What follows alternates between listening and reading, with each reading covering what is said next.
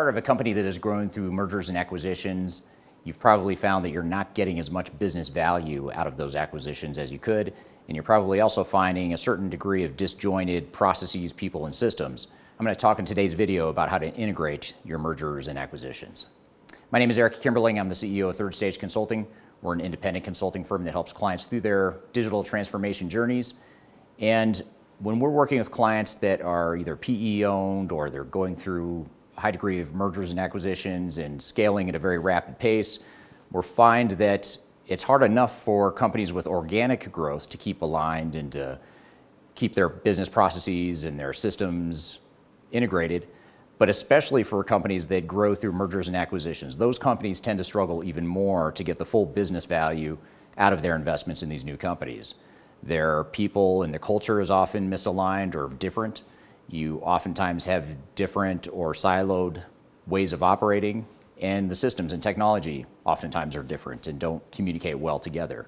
So to get the full value out of your investments in any sort of merger and acquisition activity, you need to have a merger and acquisition integration plan, and that's what I'll talk about here today. Now, the first step to integrating your merger and acquisition targets and fully leveraging the value of those investments is to make sure that your executive team is on the same page with what the company wants to be when it grows up. Make sure you have a clear vision for what your operating model is going to look like.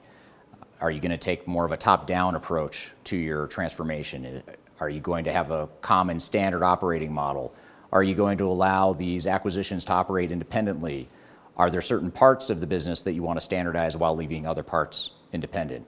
Those are some of the decisions that need to be made, and they need to be clearly made so that the executive team, especially to the extent that your executive team has grown through the acquisitions and you have new executive team members as a result of the acquisitions, you want to make sure that we're all on the same page with how the future of the company is going to look. And once you have that alignment, then and only then can you start to define what your roadmap forward is. What we see is a lot of companies that have grown through merger and acquisition make assumptions around how the transformation is going to look and how the integration of the different companies is going to look, but they haven't gotten that alignment at the top level yet, at the executive level, as far as what exactly that means and the definitive parameters around what the integration is going to look like. And without that as a prerequisite, your integration efforts are going to fail. So having that executive alignment is a key first step in the whole process.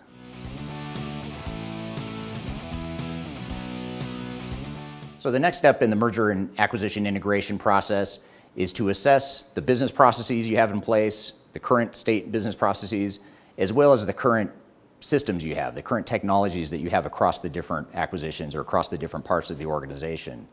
Now, the really important part of this is to get an inventory of what you have, not because you are going to keep things the same and you just want to document things for documentation's sake, but because you want to do a sort of a gap analysis to look at how the companies are different, how different parts of the businesses are operating differently, how you might leverage best practices from one part of the company to another, and ultimately how you're going to bring this all together and what our vision is for that target operating model.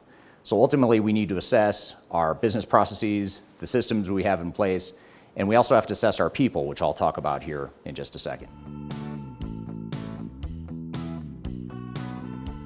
One of the biggest reasons why merger and acquisition integrations fail is because the people or the cultural side of the integration doesn't match.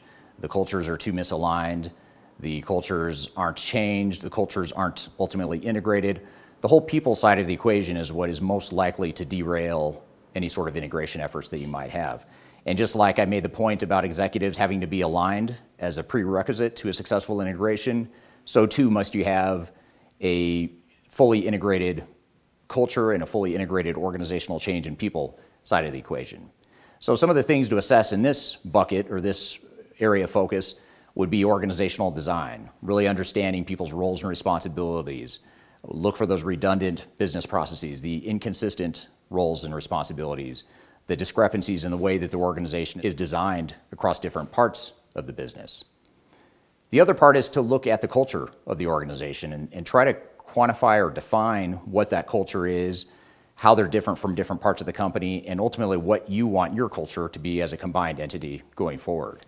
Having that clear vision of what you want from the people side is very important, and really the entire transformation and integration plan should be fueled by and enabling that whole people and cultural integration side of things.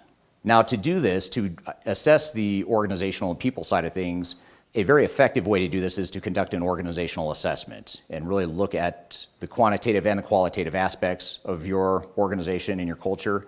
There's tools that we use. I'm happy to share some of those tools with you if you reach out to me. I've included my contact information below. But in general, just know that the people and cultural side of things is a very important step in the whole integration process. So the next step in the process is to identify potential improvements. You've assessed your people, you've assessed your operations and the processes, you've assessed your systems, you've defined at an executive level how you want to align as an organization.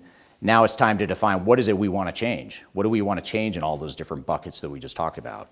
And we can't change everything overnight. A lot of these cultures and business processes and systems were developed over decades in some cases, and we're not going to change that overnight. So we need to prioritize and figure out what is our transition plan. How are we going to phase that integration plan so that we can do so in a way that doesn't overwhelm the organization, one that is aggressive but doesn't introduce too much change and risk into the organization, and ultimately one that's going to allow you to get the most business value out of your acquisitions and the reason for the M&A activity in the first place. So prioritizing and defining what those opportunities for improvement are is the step that will then lead into the definition of your integration plan, which I'll talk about here in a second. Now that you've assessed, you've prioritized, you've identified opportunities for improvement, now it's time to define what is that integration and transformation plan. How are we going to roll this out? How are we going to address the people side of things, the process side of things, the system side of things? And having a deliberate strategy and plan that makes sense for your culture and your organization, your goals as an organization, that's the last step in the process here, is to make sure that we take everything that we've done in terms of assessment and prioritization, understanding the lay of the land today up against what the future state needs to look like, and defining what the priorities are and how that plan is going to unfold.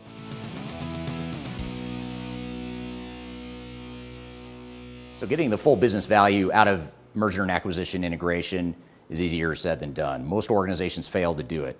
Some start on the journey and don't get very far. Some never even start on the journey. Others fail miserably in their attempts. But regardless of where you want to go as an organization, it's important that you have a clear integration strategy so that you have a vision and a plan and a roadmap that's prioritized and makes sense for you to help you get the most value out of your organization. I've included a number of tools and resources below that should help you in your transformation. I also encourage you to please reach out if you have questions or you want to brainstorm ideas on how to make your integration more successful. I've included my contact information. Please also provide any comments you have in the comments fields below. I also encourage you to please subscribe to the channel as well. Thanks very much for your time and hope you have a great day.